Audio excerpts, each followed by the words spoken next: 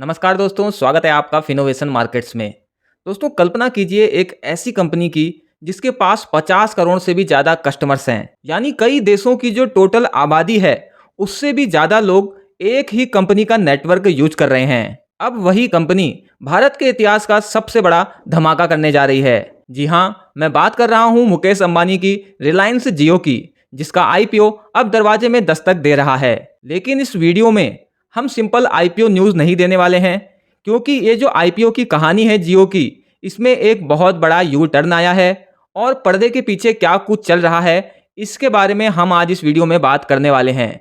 बहुत C media reports में ऐसा दावा किया जा रहा है कि अंबानी जी ने अपने बड़े बड़े विदेशी पार्टनर्स की बात मानने से मना कर दिया है ताकि आपका यानी कि एक आम रिटेल इन्वेस्टर का फायदा हो सके।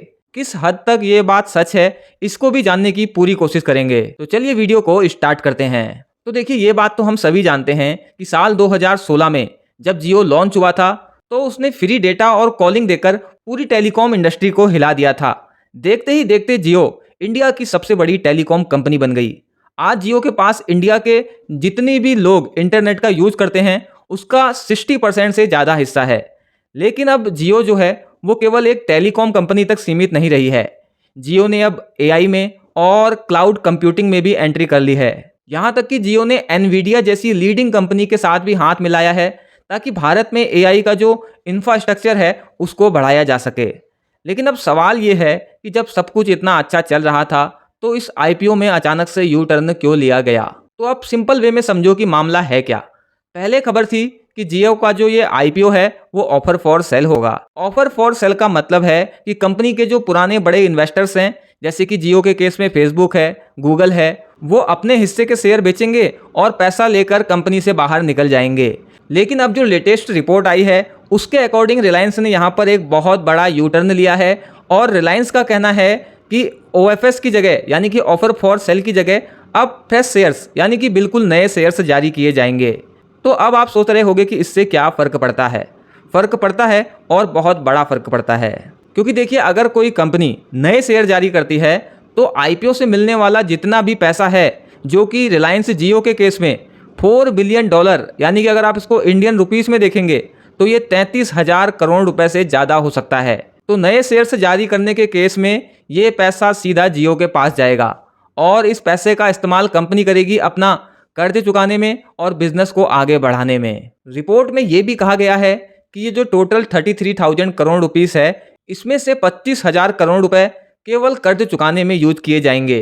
लेकिन देखिए, फिलहाल जो इंडियन मीडिया में दिखाया जा रहा है, जो news channels news articles cover कर रहे हैं, उसके अकॉर्डिंग ये जो रीजन है ये थोड़ा इमोशनल है। इंडियन मीडिया रिपोर्ट्स के अकॉर्डिंग जियो के कुछ बड़े इन्वेस्टर्स जो थे वो चाहते थे कि कंपनी की जो वैल्यूएशन है वो बहुत ज़्यादा हाई रखी जाए, जिससे कि इन्वेस्टर्स का जो इन्वेस्टमेंट है उस पर उनको मोटा प्रॉफिट मिल सके।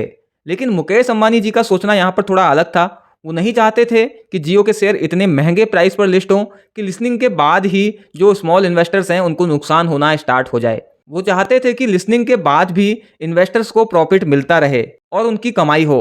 तो इसी बात को लेकर जो मीडिया रिपोर्ट्स हैं उनका कहना है कि इन्वेस्टर्स और रिलायंस के बीच में बात बनी नहीं और अब अंबानी जी ने साफ कर दिया है कि उनके लिए रिटेल इन्वेस्टर सबसे पहले हैं।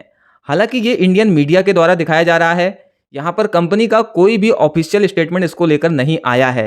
बाकी वीडियो में आगे बढ़ने से पहले आपसे रिक्वेस्ट है कि अगर आपने अभी तक वीडियो को लाइक नहीं किया है तो वीडियो को लाइक जरूर कर दीजिएगा। आपका एक लाइक हमें और बेहतर वीडियो बनाने के लिए मोटिवेट करता है। अब अगर उस लीडरशिप की बात करें जो इस पूरे मिशन को लीड कर रहा है, तो आईपीओ से ठीक पहले एक बहुत बड़ा बदलाव देखने को मिला है कंपनी के मैनेजमेंट में। मुकेश अंबानी के जो बड़े बेटे हैं आकाश अंबानी, उनको जियो प्लेटफॉर्म का मैनेजिंग डायरेक्टर नियुक्त किया गया है और वो अगले 5 साल तक इस कुर्सी पर बने रहेंगे। आकाश अंबानी पहले से ही रिलायंस जियो इन्फोकॉम के चेयरमैन हैं और उनकी लीडरशिप में ही कंपनी ने 500 मिलियन कस्टमर्स का आंकड़ा पार किया है। तो ये जो कदम है ये साफ दिखाता है कि रिलायंस अब अपनी आने वाली पीढ़ी को कमान सौंपने के लिए भी पूरी तरीके से तैयार नजर आ रहा है। तो ठीक है, यहाँ तक हमने बात कर ली, बट सवाल ये है कि आखिर ये आईपीओ आएगा कब। तो देखिए, सबसे पहले चर्चा थी कि आईपीओ मार्च में आ जाएगा, लेकिन जब मिडिल ईस्ट में प्रॉब्लम बढ़ने लगी, जो ग्लोबल मार्केट है वहां पर मूड बिगड़ता हुआ नजर आया, तो इसको थोड़ा टाल दिया गया और अब ऐसा कहा जा रहा है कि जुलाई के आसपास तक जियो का आईपीओ मार्केट में आ सकता है। रिलायंस ने इसके लिए लगभग 19 बड़े बैंकों के साथ काम करना स्टार्ट कर दिया है, जिसमें कोटक महिंद्रा, मॉर्गन स्टैनली और गोल्डमैन सैक्स जैसे नाम शामिल हैं। अब एक और इंटरेस्टिंग पॉइंट डिस्कस कर लेते हैं, जो है जियो की वैल्यूएशन। तो देखिए, जेफरीज जैसी जो बड़ी इन्वेस्टमेंट बैंक हैं, उनका अनुमान है कि जियो की वैल्यूएशन लगभग $180 बिलियन हो सकती है। ये रकम इतनी बड़ी है कि इसका अंदाजा आप इस बात से लगाइए कि साल 2020 में जब फेसबुक और गूगल ने जियो में इन्वेस्टमेंट किया था, तब इसकी वैल्यू $60 बिलियन के आसपास थी। यानी कि लगभग 4 से 5 साल में कंपनी की जो वैल्यूएशन है वो लगभग 3 गुना बढ़ गई है।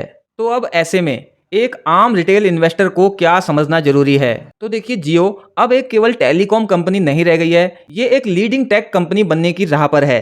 पिछले साल कंपनी का जो रेवेन्यू है वो लगभग $13.65 बिलियन रहा था और कंपनी को $2.8 बिलियन का प्रॉफिट हुआ था।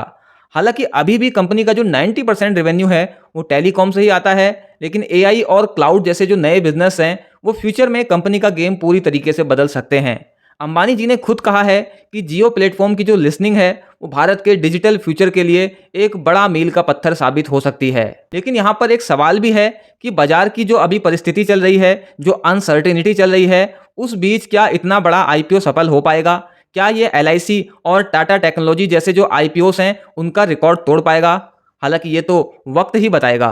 तो कुल मिलाकर अगर हम इस वीडियो को सम अप करें तो जियो ने ऑफर फॉर सेल के जरिए ना जाकर फ्रेश इशू जारी करके आईपीओ लॉन्च करने की प्लानिंग की है। तो क्या इसके पीछे सचमुच रिलायंस रिटेल इन्वेस्टर्स का हित देख रही है, या फिर कंपनी फ्रेश इशू लॉन्च करके बड़ा पैसा खुद कलेक्ट करना चाहती है? आपको यहाँ पर क्या लगता है? आपकी जो भी राय है कमेंट बॉक्स में जरूर बताइएगा। बाकी अगर आप ऐसी ही वीडियोस रेगुलर पाना चाहते हैं तो फिनोवेशन मार्केट्स को सब्सक्राइब जरूर कर लीजिएगा। जल्द मिलते हैं एक और नई वीडियो में। Thanks for watching.